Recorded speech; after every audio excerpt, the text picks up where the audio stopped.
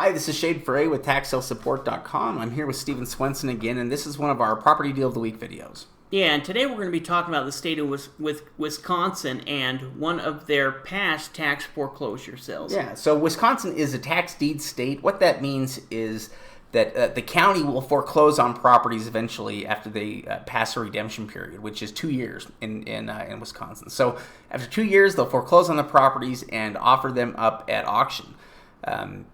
From there, though, how they auction them, I guess the starting bid is going to depend on the properties a bid, because they can either do it by based on the delinquent taxes owed or as a percentage of value. Yeah, now they refer to the auctions as tax delinquent real estate sales, and the over-the-counter deeds are called vacant land offer to purchase. Yeah, it's kind of their own terminology, but that's what you need to use if you want to find the information there. Also, before we move on, we just want to encourage you to join the membership so that you can be notified anytime we produce new videos. Yeah, go ahead and subscribe and hit the notification bell. We'd love to have you as a subscriber. Yeah, so, the sales we are looking at here in Wisconsin, for starting off here, we are in Oconto, you can guess. This is a sale that ended on July 13th. So, not too long. Yeah, happened about a month ago. And let's go ahead and look at some of the property details. This first property ended up being kind of a cabin-type property located on 1.63 acres. Yeah, now it's sold for $47,000. We can see opened up for $18,000, sold for $47,000. But the value on the both, there's a few things that we can note about it. First off, just from looking at the pictures of it, it looks mostly like a ceiling without, like they don't have a ceiling, which is part of the reason why you've got the insulation kind of hanging down, but you don't see anything that's wet. No, in fact, it almost looks like they put up the insulation and then didn't finish putting up sheetrock or something and let it sit, and eventually it fell down. But like Shade said, you can't see anything wet in there. The outside of the structure looks pretty good. So, in looking at that, automatically you might think, oh, that's it could be a serious project. Well, it may not be as big a project as it may appear, because like Shade said, we can't see, at least from the photo, any type of serious wetness within there or water damage. Well, and the other thing is that it has pretty good value to it. Being valued probably roughly at about $150,000, market-wise. There's room there to fix it up and to still be profitable. Yeah, well, the property, Zillow gave it $167,000 value, and you can see how close it is to the lake there. Yeah. And so you're, literally half a mile. And it's also sitting on 1.6 acres. Yeah. So it's sitting on a little bit of property. There are a lot of great things about this property, and the cost to rehab is probably going to be limited. I mean, it's only so big. Yeah, let's say they paid $47,000. Let's say they put another $3,000 into quiet title. They're into it $50,000, and let's say they put another $20,000 even into rehab. They're into it $70,000. They have potential to make an additional $70,000 to $80,000. On it. Yeah, and it would look great with $20,000 put into it. Yeah. Well, and that could include, something like a porch and a driveway and different things, because it's not going to be that big repairing the inside of that. No, in fact, really, it's probably not more than 1,000 square feet. Yeah, I doubt it's even that. Yeah. I'll bet it's probably closer to 700. Yeah, so very small, space that's not going to require as much capital to fix up. It's also, kind of a cabin style. So, a lot of things about this property that are very desirable. And they paid a pretty good price. They paid about 30% on the dollar. Yeah, well, and maybe a little bit higher than we'd like to pay, but it's not going to take the type of rehab that maybe a massive, older home or something like that. It's a cabin property. Yeah. In other words, you're probably not going to need to sink $50,000 into it. You're not putting granite countertops in the cabin. Yeah. The second one we have here, this is a mobile home that sold for $35,000. It's sitting on 2.6 acres that we can see, and we've got some images here of it. I can't tell exactly. Built maybe in the 70s or 80s. Yeah, probably in early 80s, trailer maybe a little bit newer than that, mid 80s. But the one thing about this property is it's on a good sized lot. We're talking about, 2.6 acres. Also, we can see the power box there. We know this property has to have water, septic, utilities, even in rehabbing the trailer. Yeah, that's a big part of what improvements really are, is access to all that stuff. Yeah. It looks like somebody was living in it, at one time, and the rehab on a trailer, it's not, again, like going into a 3,000 square foot home, that was built in the 1920s or something. Yeah, you're not going to need to sink $100,000 into a trailer. No. Yeah. In fact, small amounts can make a big difference. Well, and you could even just buy this property, go through quiet title, and sell it as is. Sell it where somebody else can go in there and decide what they want to do with it.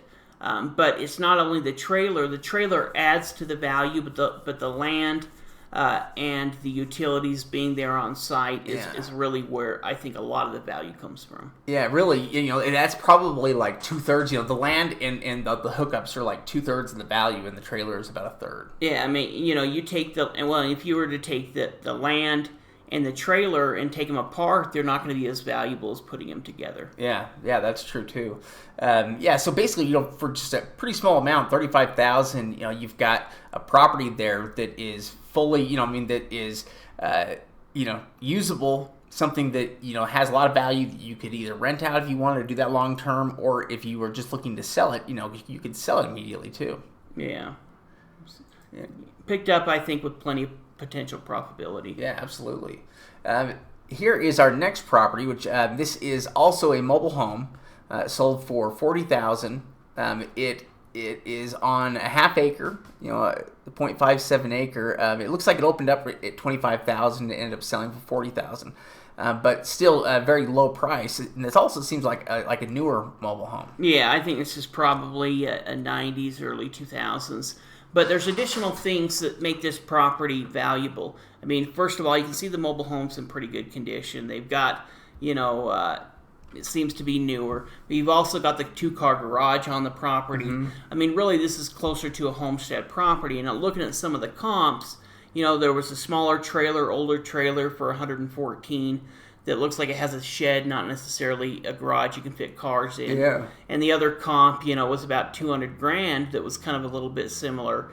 And so, I think that this has a lot of things going for it, where it made sense to maybe pay a little bit up, pay $40,000, because, you could sell this property between $130,000 to $150,000. Yeah, really. Well, buying it at 40 is going to put, it puts the buyer in such a strong position here, because they can decide if they want to just sell the property as it is, and they could list it for a very aggressive price, to try to find a buyer and still make out really well on it, or they could go through the process to fix it up and sell it and probably still do really well on it, Yeah, well, and at $40,000, that would probably be about the high that we would want to pay for the property.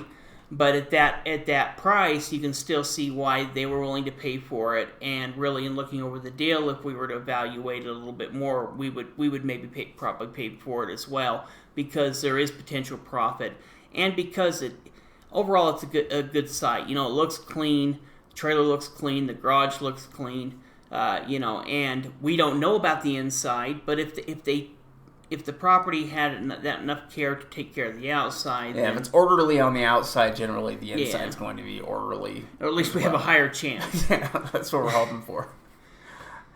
And we also just want to remind everybody, if you haven't been to secretsoftaxleadinvesting.com, this is where you can download our free ebooks. Yeah, absolutely. You can click the link in the description, and like Shade said, you can download the ebook, plus you can join us for a free webinar that we hold monthly. Yeah. Now, let's look at another property we have here. So this property sold for $26,000. It looks like, let's see here. It looks like it is on a 1/4 acre lot that we're looking at, and let's see here. Really, this particular property, I don't know if I would have. It's sold for close to the opening bid amount, but it looks like it's quite a bit older, to really make an evaluation on this property. And they had some other photos as well. There's things in the yard you're going to need to clean up. There's certain things that are red flags that you're going to probably need to put some money into the property, and it's kind of an older, cheaper type done property. But the homes around it are valued quite a bit higher, between 130, 170, 125. So there is potential. The potential's there, but it's probably going to take, quite a bit of money to get there. To really make it livable, it may take 30 to 50 grand, to clean up the entire area and make it a better property. But you can see things like the windows, those are older. Yeah. So this is a property I don't know if I don't think I would have paid $26,000 for, because it's going to take a lot of work. Now, that doesn't mean you're going to lose money on it, but it's going to take a lot of work. Where that last property we looked at, the mobile home, that's going to take a lot less work. Yeah, that's true. And it's something to consider when we are buying these properties, is the amount of time that we're going to have to put into it. So I'm willing to pay up on the mobile home because it is newer, because there is a 2-car garage, versus a property like this where it's older and it's going to take a lot more rehab, which means it's going to take a lot more time.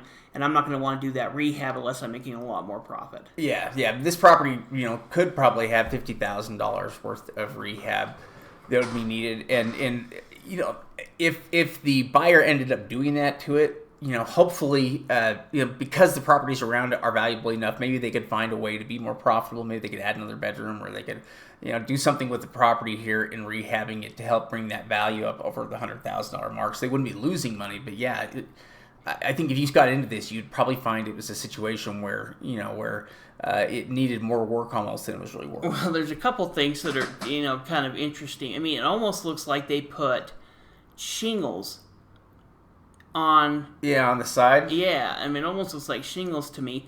And then I see that tin pipe coming out of the roof, and maybe that's just an exhaust. But I almost wonder if there's like a wood burning stove in there or something. Like, does this?